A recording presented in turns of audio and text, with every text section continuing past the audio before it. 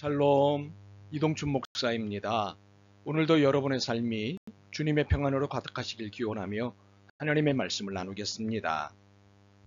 오늘 주시는 말씀은 시편 73편 12절에서부터 17절의 말씀입니다.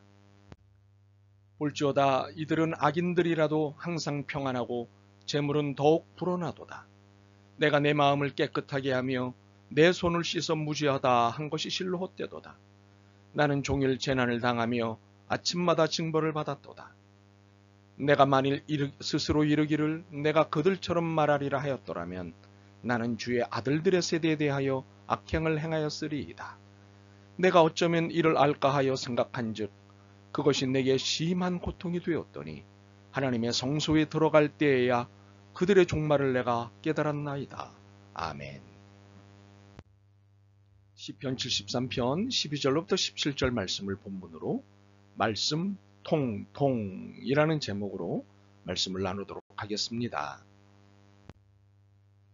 부분을 보고도 전체를 알 수는 있습니다. 그러나 부분으로 전체를 안다고 하는 데는 문제가 있습니다. 부분은 전체가 아니기 때문입니다. 그러므로 전체를 알고자 하면 전체를 봐야 합니다. 이것을 오늘 본문이 말씀하고 있습니다. 시편 기자는 마음이 몹시 상했습니다. 항상 깨끗하기 위해 수고한 자신보다 악을 행하는 자들이 항상 평안하고 잘 사는 것을 봤기 때문입니다. 오히려 자신은 종일 재난을 당할 뿐만 아니라 아침마다 징벌을 받는데 말입니다. 그래서 이런 마음까지 들었습니다. 차라리 저들처럼 악행을 하고 살까? 그러나 그는 신앙인이었습니다. 이 고민을 15절로 마치지 않고 16절로부터는 그 고민의 깊이를 더하는데 이것으로 그가 신앙인이라는 사실을 알 수 있습니다. 내가 어쩌면 이를 알까 하여 생각한즉 그것이 내게 심한 고통이 되었더니. 신앙인의 특징은 고민하고 갈등한다는 것에 있습니다. 내가 하는 이것이 옳은지, 이런 것들이 바른 것인지, 현 상태가 맞는 것인지 등에 대한 고민과 갈등이 있다는 것은 우리가 신앙인임을 나타내는 것입니다. 만약 이런 고민과 갈등이 없이 무조건 믿고 무조건 따른다면 소위 맹신자가 될 가능성이 높습니다. 이렇게 고민하고 갈등하는 것을 거룩한 회의라고 이름하면 좋을 것 같습니다. 하나님의 뜻을 찾기 위해 의심을 품는 것은 결코 잘못된 일이 아니기 때문입니다. 이러한 의심의 과정을 통해 바른 답을 찾을 수 있기 때문입니다.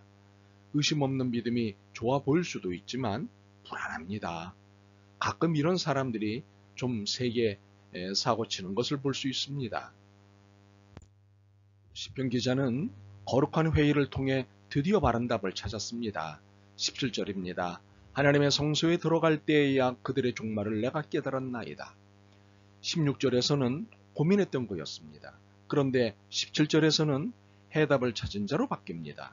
바로 이 과정에 관심을 갖고자 합니다.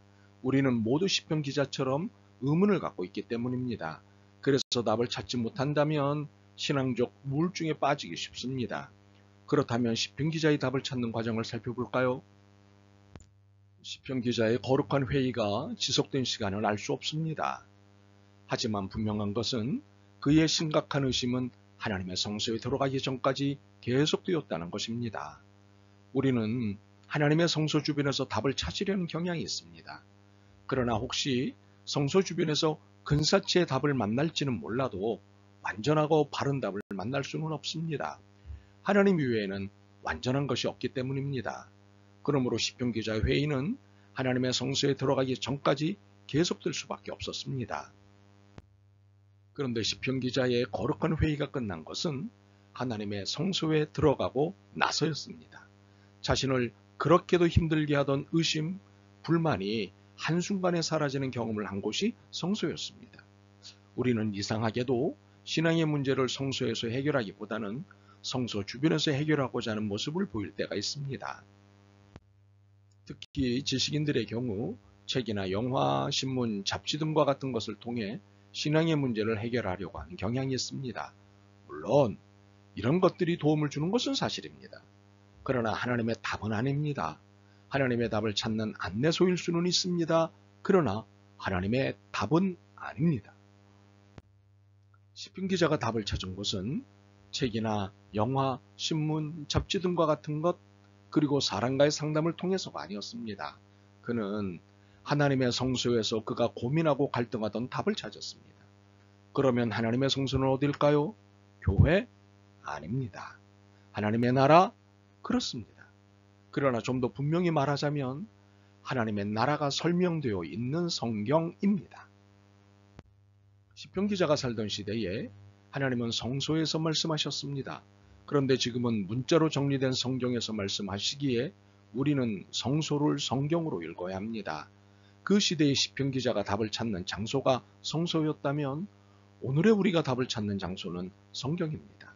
그러므로 품고 있거나 품게 될 모든 의문의 답은 성경에 있습니다. 그래서 성경으로 와야 인생의 모든 의문과 갈등이 바른 해소책을 만납니다. 그런데 성경에서 인생과 세상의 모든 답을 찾는다는 것에 동의를 한 여러분이라면 저의 또 하나의 설명에 귀를 기울여 주시기를 바랍니다.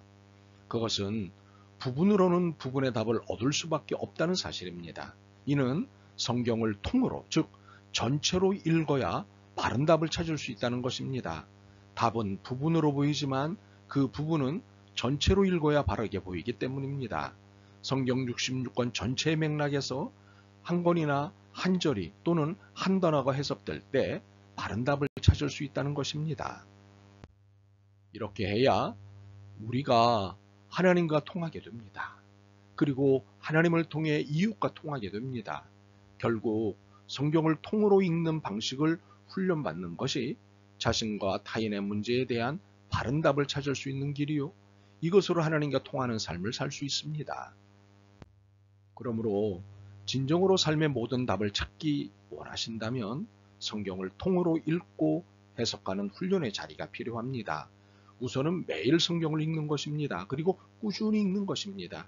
시간이 가능한 날엔 66권의 책 중에 한 권을 통으로 읽는 것입니다. 그리고 전문가의 안내를 받는 것입니다. 이렇게 해서 성경을 통으로 읽을 때 만나는 특별한 은혜를 경험할 수 있을 것입니다. 언제나 그렇듯이 나와 시대를 살리는 것은 말씀으로 돌아가는 것밖에 없습니다. 그런데 말씀으로 돌아간다는 것은 단단한 각오를 해야 하는 일입니다. 말씀이 무엇을 지적하고 요구하시던 순종하고 고칠 각오가 되어야 돌아갈 수 있고 회복될 수 있기 때문입니다. 그러므로 단단한 각오, 거룩한 각오가 필요합니다. 분명 우리가 살 길은 말씀으로 돌아가는 것 외에는 없습니다. 그러므로 힘들지만 아직 우리가 하나님 앞에 쓸만한 존재라는 것을 스스로 입증해 봤으면 좋겠습니다. 자, 성소로, 성경으로 들어가십시다. 아멘. 주님, 성경으로 돌아가는 길만이 살 길이요, 말씀으로 들어가는 길만이 회복되는 길임을 깨달았습니다. 성경을 통으로 읽고 하나님과 이웃과 통하는 삶을 살고 싶습니다. 하나님의 거룩을 회복하고 싶습니다. 하나님의 거룩한 답을 얻고 싶습니다. 도와주옵소서. 예수 그리스도의 이름으로 기도드립니다. 아멘. 오늘도 여러분의 믿음과 삶을 응원합니다. 사랑합니다.